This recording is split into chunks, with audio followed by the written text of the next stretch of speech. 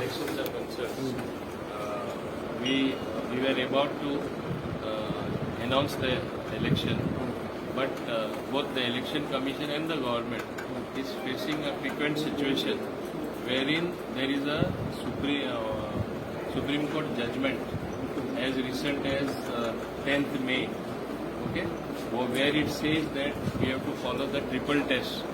All seats as far as OBCs are concerned has to be necessarily the process of identifying and seeing which are the OBC seats have to be done by the OBC Commission.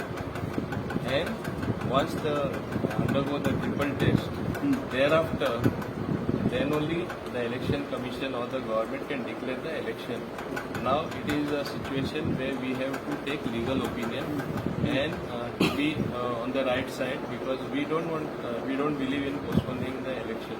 So we have decided that the best course for us in the present circumstances is to approach the Advocate General for his legal opinion, so as to guide us what would be legally tenable, because it is a very serious matter as far as holding the elections in time. How much would it take? आता provision प्रमाणे in that जजमेंटानूच जे घातला supreme कोर्टान, तेणी कितें घातला, on the expiry of the term or if an administrator has to be appointed for such circumstances, the period between the holding of the next election thereafter should not be beyond 6 months after the expiry of the term of the panchayat. म्हणजे कितें, suppose आता त्यांचे term expire केन्ना जाता, 19 June. So 6 months before that we'll have to hold the election, even if it has to pass the triple test. So the OBC Commission per se will have to do their job very quickly of identifying the OBC wards. Okay. What the government wants to hold it as soon as possible for 6 months of it.